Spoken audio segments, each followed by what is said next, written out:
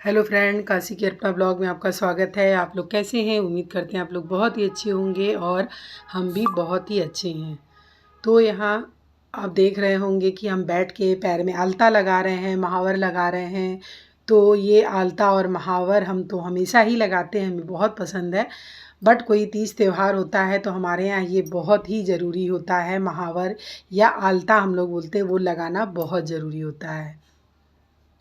तो यहाँ आप देख सकते हैं ये कल का ब्लॉग है, कल का वीडियो है। तो यहाँ हरितालिका तीज का व्रत हम लोग रहते हैं, तो उसकी हम पूरी तैयारी कर चुके हैं।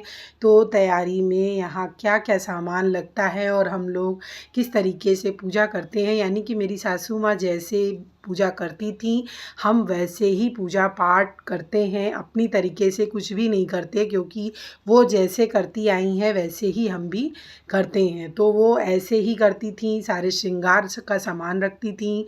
और श्रृंगार का सामान माँ पार्वती के को चढ़ता है, तो श्रृंगार का सामान तो होना बहुत ही ज़रूरी है।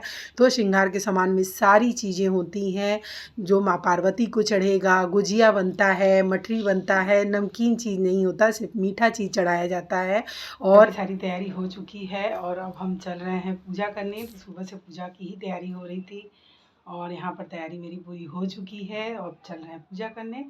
फिर मिलते हैं, आप लोग बने रहिएगा। सबसे पहले तो आप लोगों को हरितालिका तीज की ढेर सारी शुभकामनाएं। भोले बाबा माँ पार्वती का आशीर्वाद आप सब पे बना रहे ऐसे ही।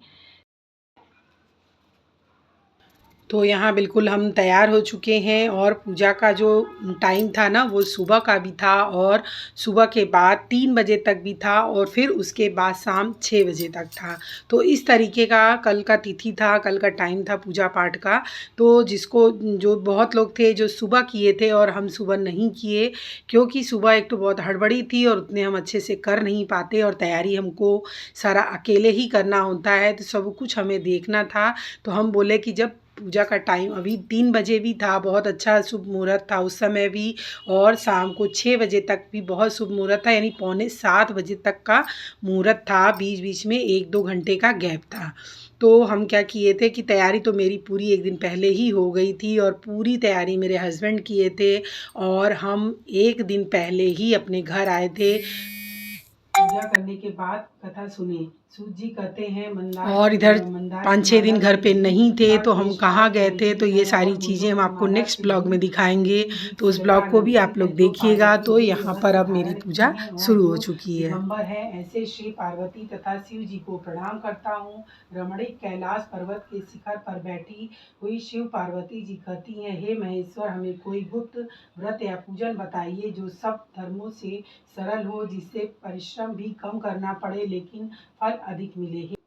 एक व्रत जो मेरा छपाने योग्य है, लेकिन तुम्हारे प्रेम के वशीभूत होकर मैं तुम्हें बताता हूँ। जैसे नक्षत्रों से चंद्रमा, ग्रहों में सूर्य, वर्णों में ब्राह्मण, देवताओं में विष्णु भगवान, नदियों में गंगा, पुराणों में महाभारत और वेदों में सामवेद और इंद्रियों में मन श्रेष्ठ है। सब पुराण और वेदों का सर्वस्व जिस तरह कहा गया है, मैं तुम्हें एक प्राचीन व्रत बतलाता हूँ। एकाग्र मन से सुनो। जिस व्रत के प्रभाव से तुमने मेरा आधा आसन प्राप्त किया, वह मैं तुमको बतलाऊं किया था, यह सब आपके मुख से सुनना चाहती हूँ।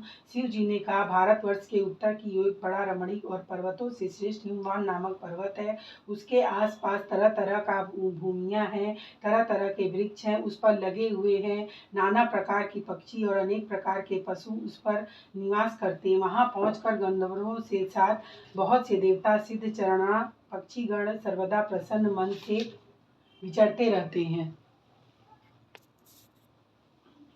वहाँ पहुंचकर गंधर्व गाते हैं, अप्सराएं नाचती हैं। उस पर्वत के कितने ही शिखर ऐसे हैं कि जिसमें स्फटिक रत्न और वैदवर्णी आदि की खानें भरी हुई हैं। यह पर्वत ऊंचा तो इतना अधिक है, मित्र के घर की तरह समझकर आकाश का स्पर्श किए रहता है। उसके समस्त शिखर सदैव बर्फ से आच्छादित रहते हैं और गंगा जल की ध्वनि सदा सुनाई देती है।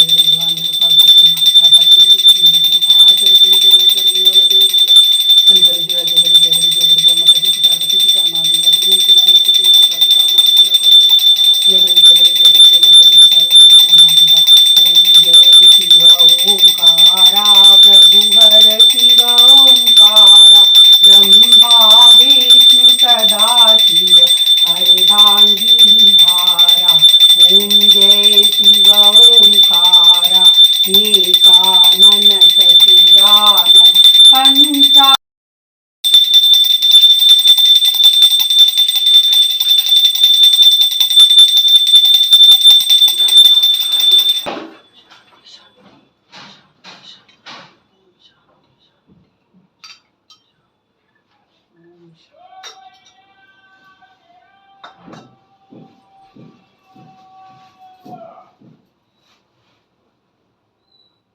तो यहाँ बहुत ही अच्छे से मेरा पाठ भी हो चुका है और पूजा भी हो गया है और कपूर की आरती भी दिखा दी है। तो बहुत ही अच्छे से पूजा हो गई है। तो यहाँ पर ऐपन वगैरह भी हम लोग चढ़ाते हैं, माँ को श्रृंगार चढ़ाए, भोग चढ़ाए, प्रसाद चढ़ाए। तो जिसको जितना होता है वो प्रसाद चढ़ाता है। कोई घर पे गुजिया है, ये सारी चीज़ मीठे वगैरह बना के चढ़ा देते हैं।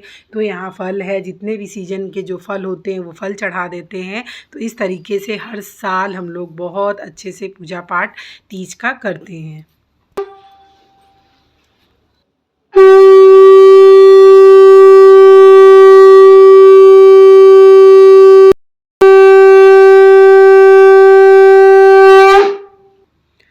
पूजा हो गई, मेरे हस्बैंड आ गए तो वो भी माथा टेके यहाँ पर पूजा किए मेरे साथ, हाथ जोड़े भगवान जी को और आशीर्वाद मांगे कि हम दोनों की जोड़ी अजर अमर रहे और माँ पार्वती हमेशा अपना आशीर्वाद बनाए रहें। तो यहाँ हम अपने हस्बैंड का चरण स्पर्श किए तो वो थोड़ा हंसने लगे, मजाक करने लगे। उसके बाद सुबह से लेकर रात तक हम कुछ भी नहीं खाए थे। शाम को पूजा करने के बाद हम पानी पी लेते हैं और मीठा खा लेते हैं, बस उसके बाद हम कुछ भी नहीं खाते। तो इस तरीके से होती है मेरी तीज की पूजा। कैसा लगा आप लोगों को मेरा ये तीज का ब्लॉग ज़रूर बताइएगा। आप लोग किस विधि से करते हैं वो भी बताइएगा। मिलते हैं दोस्तों, नमस्कार।